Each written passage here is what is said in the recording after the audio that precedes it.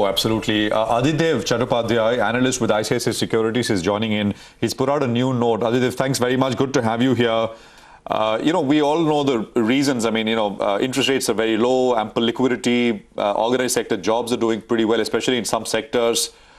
So I want to start with your view on valuations now.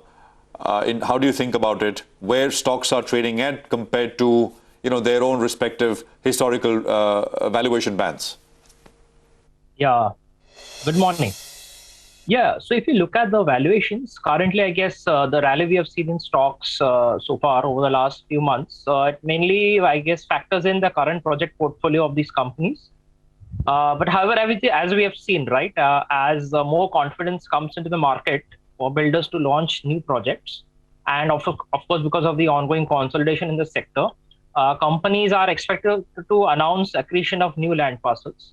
So going forward over the next maybe couple of years, as more and more projects are announced or get added to the kitty for developers, so the net asset value for all these companies would in fact trend upwards. And I think that is something which is still to be captured in terms of the growth opportunity for the sector.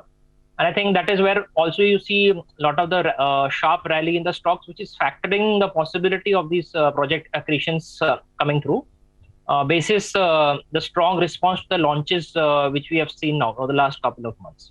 Adidev, good morning. Just hold on. Let me just look at some pre-opening rates. The Z is again 10% higher.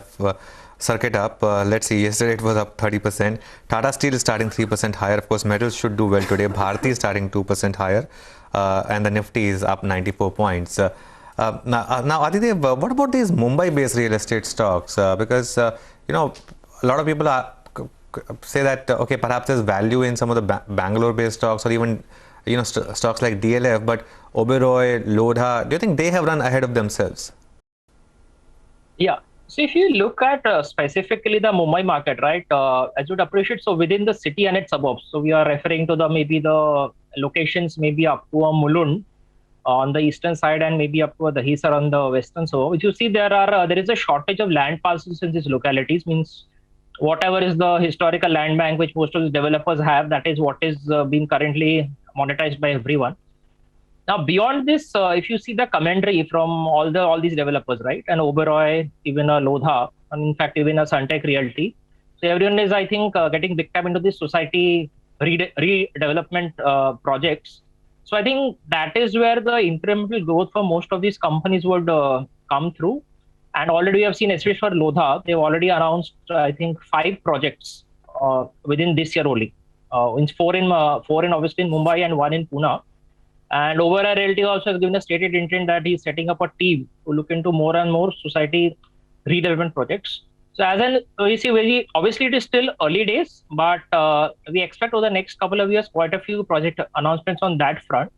And I guess that would get added to the valuations of all these companies. Over next, obviously it will be a gradual process, not an immediate thing, but that is the way it is headed. And I think that is where the stocks are also pricing in the growth, as we mentioned earlier, sure, which is not captured in the NAV.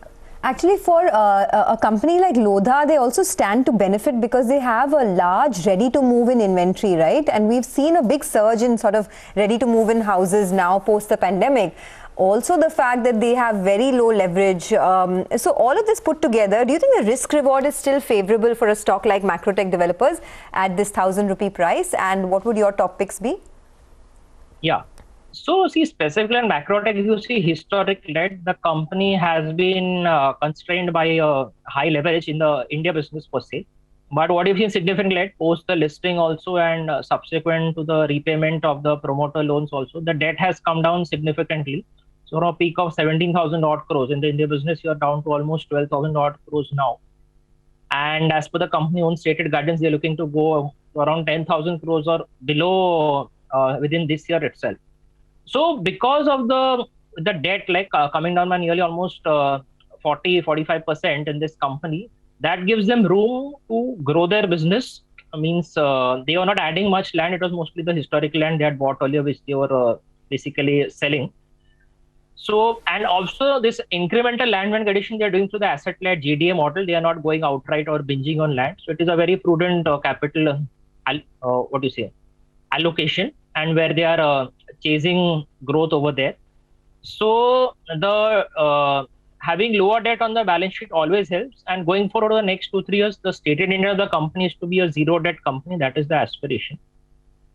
As and when the debt comes down further, their scope to add more projects and grow in newer market, in fact, goes up. And that would stand them in good stead to grow their overall sales for the company. You know, in your report, you write, and I quote, we assume that overall annual residential market sales value remains similar to FY20 levels in FY23 and FY24. But the game is market share gains. Have you, I mean, I didn't see numbers in terms of what you think market shares will be, what could be the total sales, and what listed developers could have a share of that to arrive at, you know, equity value in some broad way for stocks under your coverage. Is there a model of some sort to see where there is still value according to you based on that model? Okay. So see, to answer question, what we have said in terms of market share, right? So based on our calculations and various industry estimates for the total market size in tier 1 Indian cities, right? Top 7 cities. See the current market share is around 24 to 25%. So we see that growing to maybe 29-30% on a pan-India level over the next 3 years. This is from FY21 to 24. As most of the listed guys, we're expecting a double-digit CAGR in terms of their sales booking value numbers.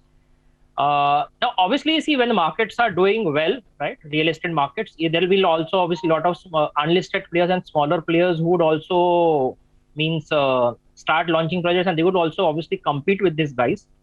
But as you have seen, because of the fallout past of the NBFC funding crisis and also because of COVID, many large unlisted guys, especially in NCR and in the Mumbai market, they have gone away. So that I think the larger guys would step in and grab that market share. So I think market share gains, it would not happen overnight. It would be a more gradual sort of scale up in terms of the market share gain. And in terms of, I said valuations, obviously the companies with having a smaller number of projects in the case. So example, Oberoi and Sunteck, right? Companies which have fewer projects, right? The capacity or scope to grow is far more in those companies, or even a Mahindra Licenses for that example. So companies on a smaller base and fewer projects would have a faster growth rate. And obviously the larger players who already have a certain size, I guess, would grow at a more, I guess, 10% plus in terms of sales bookings. So growth rates would vary across companies, but obviously there is no question that the overall growth of the sector is looking pretty decent over the next 2 to 3 years. All right. This is how we.